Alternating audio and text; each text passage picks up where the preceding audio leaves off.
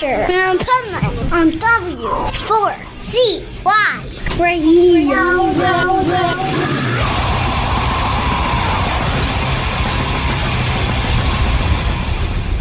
Wake up, America!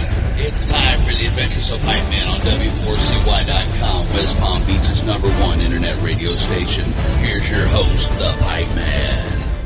This is the Pipeman here on the Adventures of Pipeman W4CY Radio, and I'm here with Justin from Broken Love. How are you?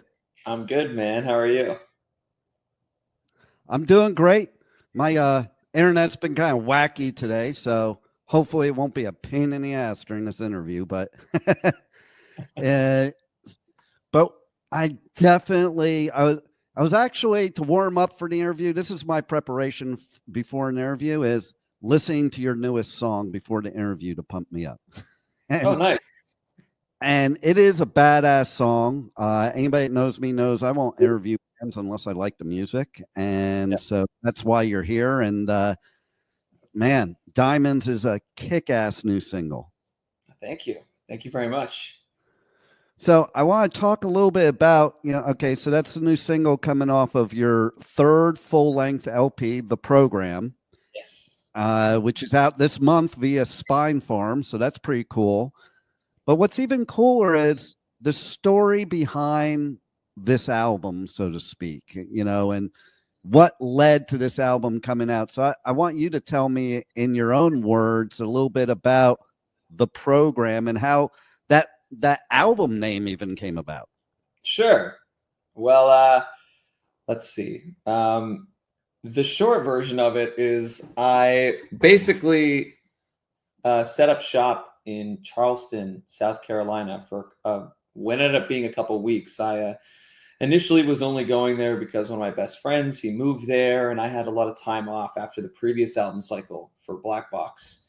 And brought all my stuff. I'm sitting in front of my computer. I have monitors and microphones and guitars and all kinds of crap. And I brought it down just in case. I didn't know if I was going to actually do anything, but I can't stay away from my toys for too long.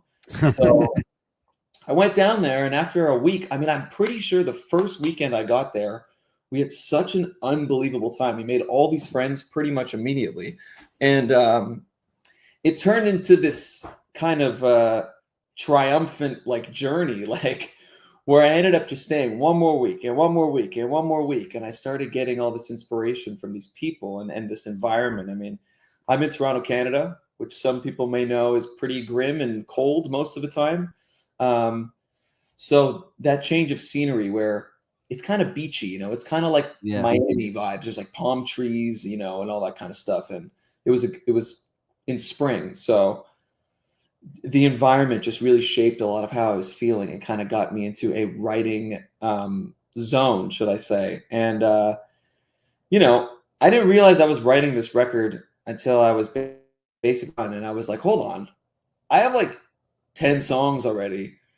What the hell is going on? And then I realized that I was like, oh, this is it. This is the record. And then we called our producer, Anton DeLoss, and we just booked the time that summer when he was available. And, the name of the record came from, it actually came from my friend. He was the inspiration behind it. He kept saying things like, let's go out tonight. Let's go here because it's good for the program.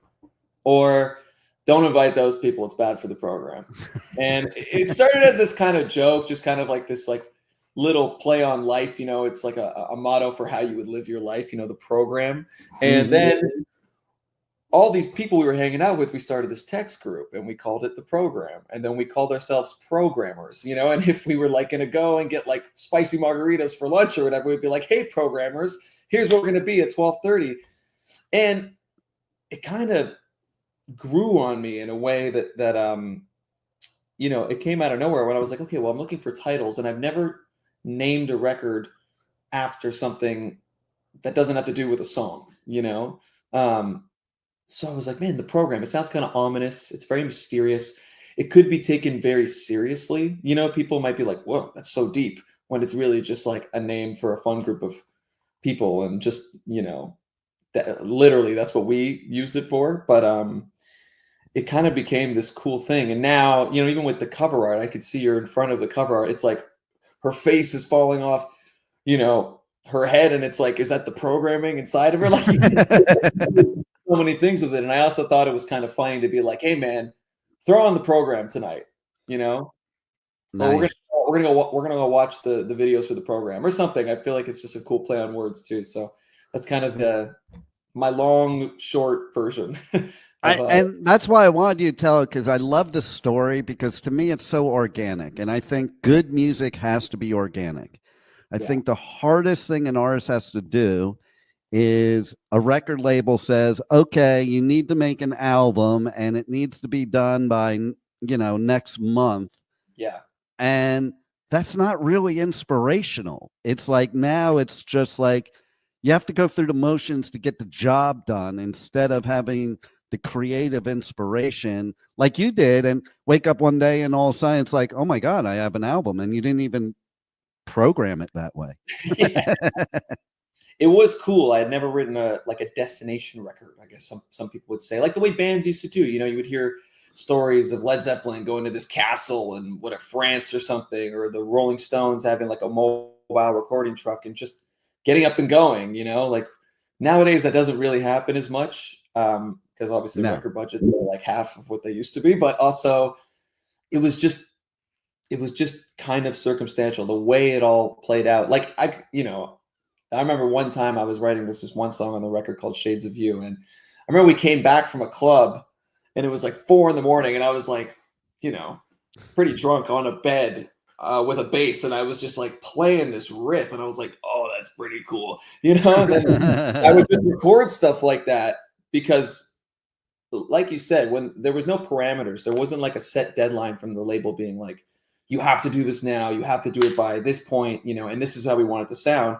I was kind of free to make a record out of my own validity. I actually ended up telling everybody at the label and telling our team, like, hey, I'm ready to make a record. So I got it, Nice. it happened much more naturally. Whereas in the past, I haven't had that experience as much. Before it was like, we need the record by now. They never told me how they wanted it to sound. I'm very lucky in that regard. I've never had too many hands or too many cooks. That's good. So that's pretty rare. I'm big against that. So that's cool, because like, all right, I have nothing wrong with business people. I have a problem with business people telling creative people how to be creative. Sure. Just like they don't want the creatives to tell them how to run business. Of course. And, in the music industry, as like everybody has to say something about something. Everybody has to get their say in. Everybody's got their own ego. And, I'm not going to knock anybody, but it's funny when non-musicians try to tell musicians how to make music. It's like, I understand that there's a business aspect to it, but I would never dare tell like, an engineer how to build a car or something. Right. And I am in awe of songwriters. Like, okay, so I'm a writer, but I write books. And I wrote one song with my bro who was a musician. And it was pretty funny because I brought him the song. He's like, what the fuck is this, a book? Yeah. And I said to him, I'm like, yeah, listen, I am that type of writer. I'm coming to you because you'll be able to turn this into a song. Yeah. Because I won't be able to eliminate any of it. Because he started with, okay, can we take this out? No, that's really important. Like everything was important. But really, I think a song comes from, you put a bunch of thought, but then you really have to, like narrow it down and get rid of stuff, which is, I find I have a lot of offer, artists, because that must be so hard because it's all like your babies and you have to get rid of some of it. You can't it can't be everything, Yeah, of course. I mean, you got to be, you can't be super precious about everything, Yeah. And also, I think in part, a lot of what you're describing too, a lot of that kind of falls on a great producer to sort of mitigate the, the clutter of it all, Of course, when you're the one making it, you're too connected. Maybe you can't see things objectively. So exactly. I think that's why it's important to have a really, really great producer, which we do. And he is very detrimental and quite literally instrumental to the project and really, really helped kind of declutter a lot of that stuff and refine things, Well, that's why I think it's cool, like you brought that up, because like in this scenario, you had like a collective of people that were strangers Yeah. that you were getting the feedback from. And I think that's way cool because it's kind of hard to step outside yourself, and it's kind of hard to get people to give you the honest opinion. Yeah. So strangers, I'll be right out. They'll tell you straight out what they think. Absolutely. This is what I've been saying. You know, we've done a couple of these. People keep bringing this up. It's like, it's way harder to tell your close friend how you really feel without hurting their feelings. You know? There's no skin in the game between me and said person I just met. Yeah, we might like each other. We're hanging out. We're having a good time. But like, there's not like years and years of emotional dependence on each other, you know? Totally. So, which is much unlike, you know, my best friend that I was staying with, because if he gave me criticism, it's like, you got to be careful what you say to me because, you know, I'm sensitive when it comes to him. But right. Exactly. You know, but this person or that person, whatever, that we just kind of came into the fold, they could be more objective. And also, it goes both ways. Like, I could tell them how I feel and they could tell me how I feel, and there's like no hard feelings basically because of that. Yeah, absolutely. You know, and it's not taken the same way as as if it's from your best friend. Yeah. You know, it's like your mom telling you she's disappointed in you versus like your boss. It's like, it hurts way more when it's your mother. You know? No doubt. You know, absolutely. And I have to laugh too, because you were talking about, you know, the program before, and you're talking about like people not like wondering what it is. And I sit there, when you were saying that, I was thinking to myself, man, in the world that we live in right now, I could almost guarantee you most people, if you didn't tell them what it was, they probably all think it's some political conspiracy. Yeah, maybe. That's the thing. Like, you can kind of go so many ways with it. Like, what is the program? It's like, did Broken Love join the Illuminati? Like, you know what I mean? Or it could be like, oh, are you part of the program to make Canada the 51st state? You never know these days, you know? So I think it's precisely because of that is why I was chosen. It's very ominous. It's like, what does it mean, man? You know? And here I am telling you what it means to us, but people will make up their own. Absolutely. And I think it's the best, even with songs. I think the best songs, there's a serious meaning to the artist, but there's a different meaning for every person listening to it. And if you can appeal to everybody and yourself, then it's a good song. Yeah, absolutely. You know, I mean, you say you write books, like if you're a writer, you understand that you can mean or intentionally write things a certain way with a certain type of meaning behind it, but people are always going to take away their own meanings to everything, you know? Yeah. Just look at texting. Like, how many times do people get into arguments over texting because there's no talent and tonality, so it's misunderstood. I definitely struggle with that. That's why I get on the phone. You gotta hear the inflections in my voice. See, I love hearing that because there's so many people nowadays that won't get on the phone, and some things like even in work stuff, like people email me and if it's something that's not like a simple yes, no, I'll call them up and they're like, what's the matter? You don't use email? I'm like, yeah, I use it plenty, but your question requires a verbal response, period. Right. Yeah, I feel you. I mean, I'm 27, and a lot of people in my generation and younger, I have 4 younger siblings as well. It's like, I was kind of one of the last generations of people that like kind of made it right before everything went super digital, you know? Right. Like we still had flip phones, you know, and no Instagram, like when we were in high school for a while, you know, but like, it's kind of funny to see how much it's changed, especially with my younger siblings. It's like, you have to text all the time, where it always surprises people when I'm like, no, you just got to call me. I mean, my friends even know, they just come and walk into my house, you know, like, if you want to get a hold of me, you can just come over, you know? And there's some people I know, they'll never answer their phone ever because they just want you to text them. Or I love what you're saying too, because one thing that trips me out as somebody that is older that lived in a time where there was no cell phones and no internet and none of that. And if you wanted to get a girl in high school, you sat on the phone with them all night long. Yeah. The women I meet now, whether they're in your age group or my age group or anywhere in between, none of them like to talk on the phone. And it blows my mind because that's how I grew up. It's like the guys didn't want to talk on the phone, but if you wanted to get the girl, that's what you had to do. Well, a lot of people actually get scared now if you call them. It's like almost too strong. It's like putting it's too forward almost, which is like, right.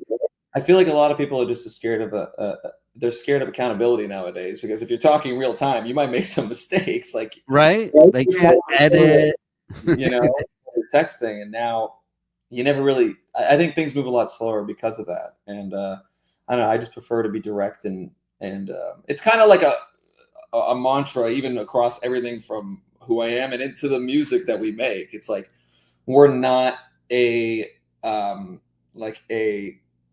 we haven't embraced a lot of the modern technology, should I say, as a band. I mean, we still record live. Like I love that. Fix things, there's some of our songs, if you put up a click track, like, it will move, you know what I mean? There's no tracks when we play live. Like, we do everything 100% real, raw, like authentic, I love that.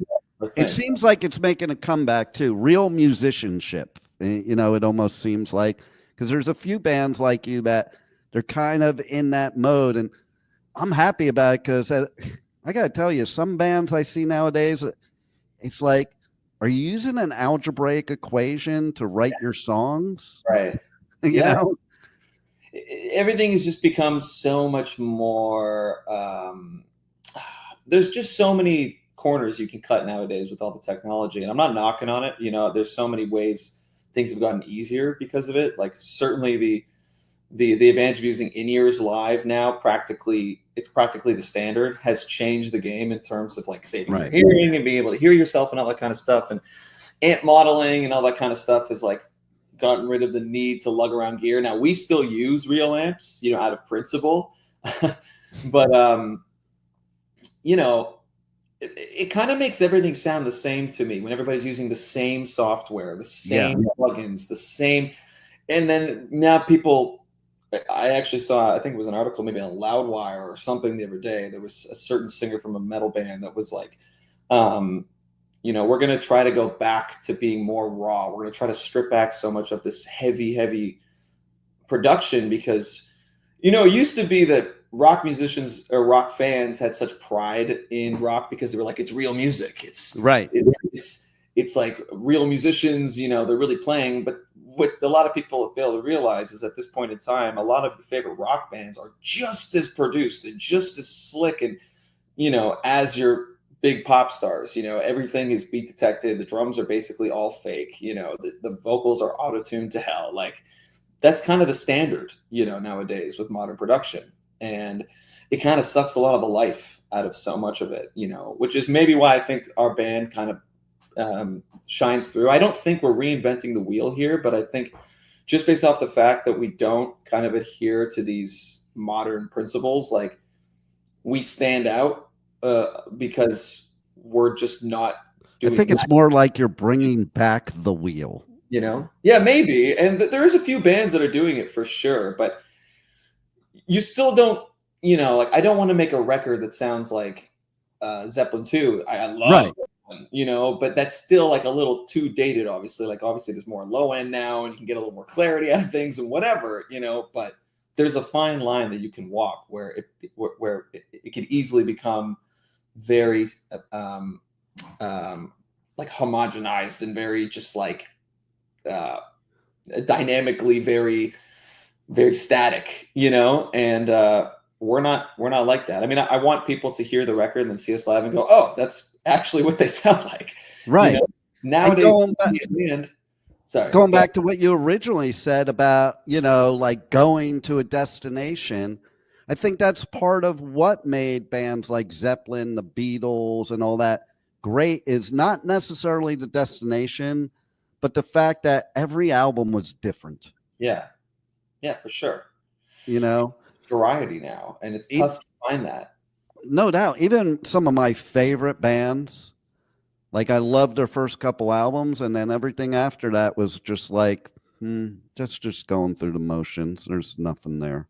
You know, it sometimes it bothers me when some of my favorite, I guess, quote unquote, legacy bands start putting out new records and they've kind of adopted that modern production kind of style.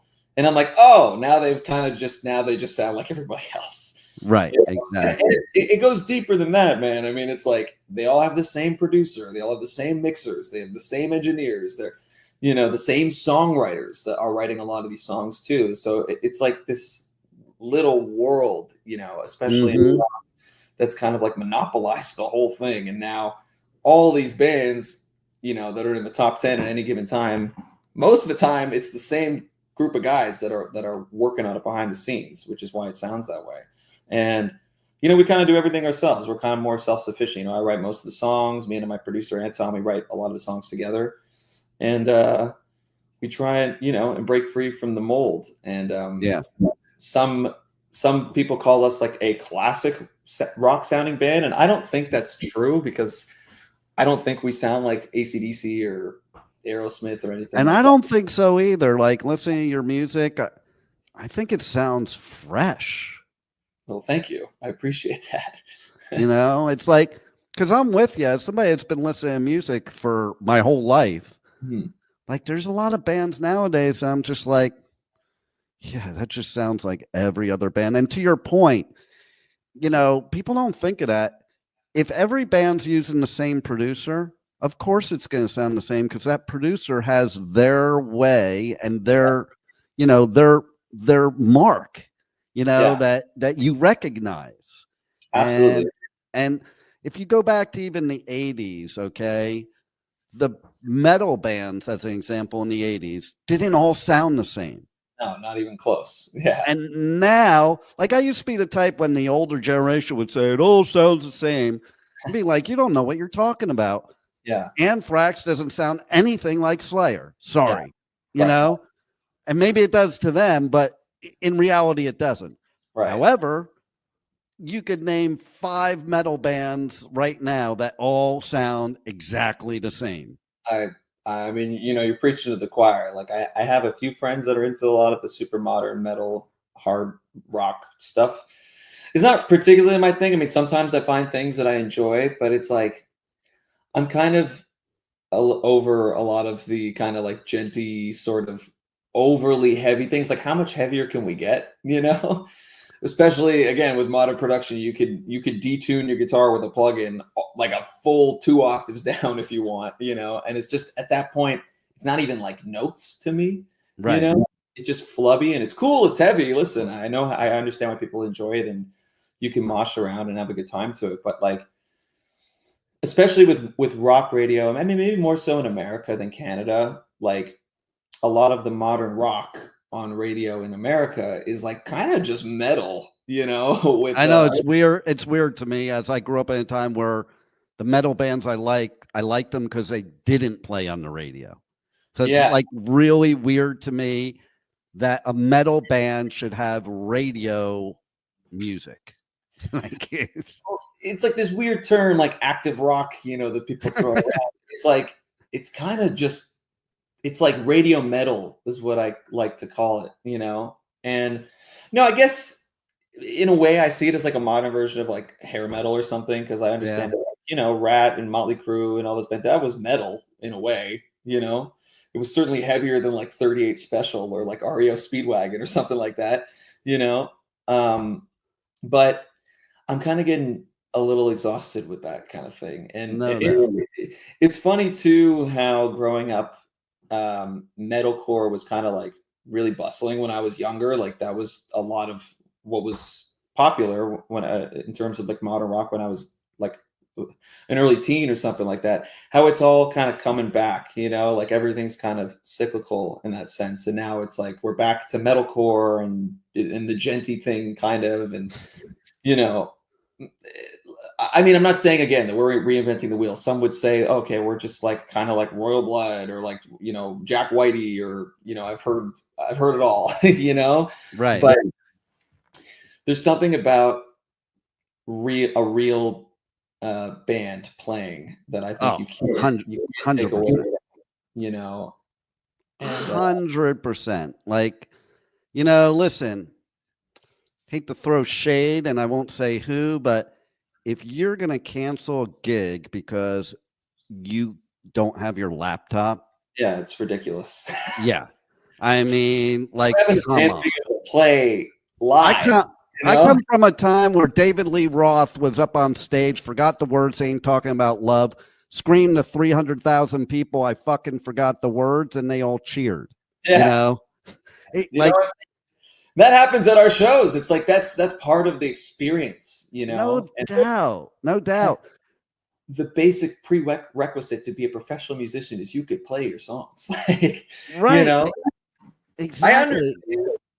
I understand I have to be sympathetic to a lot of bands that, like, again, with modern production, the way it's afforded us to basically layer like 100 tracks on a song, you might want to go crazy and make your song sound as big as possible. And then, because of budget reasons, you don't want to hire a third guitar player or hire a keyboard guy or hire a percussionist or whatever. Like, I understand it. I'm sympathetic to the that claim or that way of playing, but I'm just kind of sick of like producer music. It doesn't sound like bands anymore. It sounds like a producer, much like the pop world, where a producer builds a track and then the singer comes and they write a song or add some vocals to it. But like, everything in pop is very producer based, and rock has kind of become that. Totally. And I look at it the same here in radio and podcasting. It's like, I tell my clients that do shows on our station, it's like, get rid of your script, get rid of the overproduction, just get on there and have conversations, because that's what people want. Yeah, it's real, and it comes through. It's like, especially live, because I personally believe that if you're going to play shows and you're just going to play the record through the tracks, you're kind of ripping people off. No doubt. There used to be a time where, I'm sure like back in the day, like, you would lose your whole career over getting caught, if you were lip syncing or something like that. Milli Vanilli. Perfect example. Nowadays, not only is it the standard, it's encouraged. Oh my God. It's like they would almost prefer you to do that. It just becomes so commonplace that we've kind of forgotten about the idea of just playing, Yeah.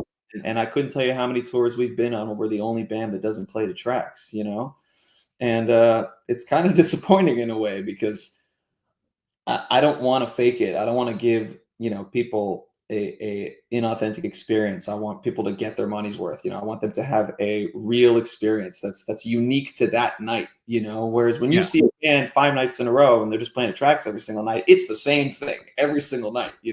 Of course they great live. They're not playing. Right. And it's funny because I go on tour and I do coverage at music festivals all over the US, UK, and Europe. And it's interesting. Even the bands that I love, I'll be at a festival at the end of festival season, and I've seen the band like 10 times already. And I'm predicting I'm saying what they're gonna say in between songs. It's like that scripted. Yeah. And like, you gotta give credit to bands like the Grateful Dead that never had the same set ever. And they just played, and whatever happened. And I gotta think, as a musician, that's gotta be a lot more fun than doing the same shit every night. That's why I give credit to Bring Me the Horizon. You were mentioning metalcore. I was thinking about that because they get a lot of shade right now for switching up their music, but like, I give them kudos. Listen, you're experimenting, doing you as an artist, and you're going in all different areas. And hey, to me, that's what it should be. And Ali said in an interview, why do I want to write the same song over and over again? Absolutely. It's I don't think there's anything wrong with that at all. Like, we should progress as artists. And, I'm sitting here, I have a candle of Prince right here. And it's like, what better example of a guy that just kept reinventing himself? Every single record is completely different, and you're building a body of work. It's like, if people want to listen to that version of your band, they can. I don't think it's alienating your audience. I think you're just allowing a guy like Bowie or something like that. It's like, these people were just pushing the envelope again and again and again. Now, needless to say, a band like AC/DC some would say have been putting out the same records for 30 or 40 years. But there's only a few of those that could just get away with it, and it's just awesome every single time. You know, like I don't want AC/DC to change. Every time I hear an AC/DC song, you know, they put out a few records since I've been a kid. It's always fucking awesome. But that's magical. That's a different system. They can pull it off. And then, you know, you take artists that, you know, bands want to hold on to their first albums, you know, the fans want them to stay that way. But what good artist would want to stay a beginner? Absolutely. And it's kind of why, you know, our third record sounds a little different than our first two. Like, I don't want to keep doing the same thing. You know, we were experimenting with like more R&B elements and funk and even a little poppy at times. Like it was just, it had to do something. And I feel like it's your duty as an artist to not give the people exactly the same thing every single time. Like if you want to listen to this era of Broken Love, you can, but the third record especially has to be different. You have to get a little more ambitious, you know? And you have to get better at your craft. Like, why would you not want to get better? And in getting better, your music is going to change because you know what you're doing more. Yeah. I mean, you know, everybody, I think at the time was shocked when like 1984 came out with Van Halen, you know, there's all of a sudden there's like keyboards and shit, you know, but Rush started at the keyboard era, you know? Right. And, you know, hate to say it, I am one of those people that I didn't like when they went to that, but I do give them credit for going to that because you can't stay raw forever if you're that kind of musician. And, you know, listen, of course you want to experiment if you're an artist. That's the whole key, I think. Yeah. I mean, you have every right to. And I don't think you should consider, you know, what people want or expect from you as an artist. It's a line you have to walk. I think definitely like you don't want to disappoint people for sure. But like if you're considering what the audience is expecting from you all the time, then you're not making the music for yourself anymore. And it's fake then. And they'll see it. It's transparent, in my opinion. How could you get up on stage every single night and sing songs you don't believe in? Like if you believe in it, it'll come through. And maybe your fans of your previous stuff won't come along with you, but you might make new fans because of that change. And they'll come back. And I'm a perfect example of that, who went to Metallica's first show ever. And when the Black Album came out, I was like, fucking poser, sellouts, and fuck you. And they're still my favorite band all these years later. Right.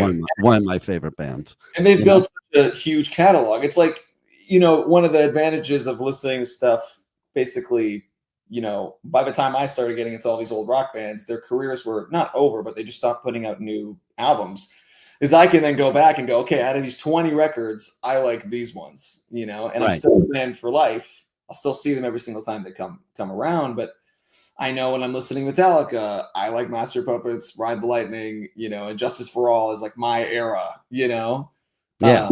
Or like I know with Kiss, I'm a huge Kiss fan. I like 70s Kiss era, you know, and then I like Revenge in the 90s, you know, like you can. And like I remember I was a huge Kiss fanatic, and I remember when Dynasty came out, and I'm like, what the hell? Because they were like the anti-disco band, and now they were disco, and you know, but people loved it, you know, and that's the point. It's like sometimes your fan base will change, but the old school people will still be your fan base, even if they act like jerk offs, like I did with Metallica, you know. And you know, you come back, but you can't just always appeal to your garage fans.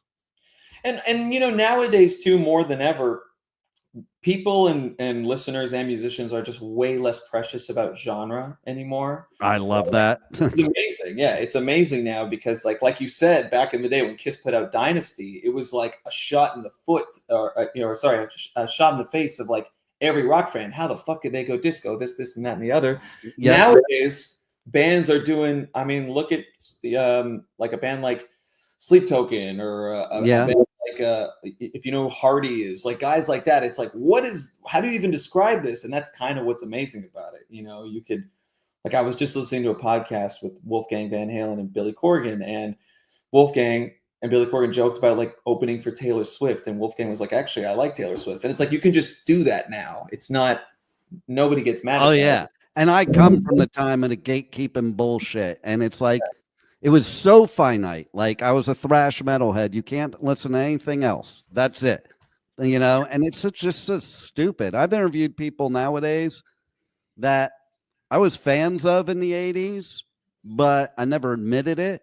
And so like I tell them on the interview now, I'm like, you know, I'm glad I could admit now that I really liked you, because that fucking gatekeeper shit was bull. It's bullshit. And you know, there's two types of music, good and bad. Right. Exactly.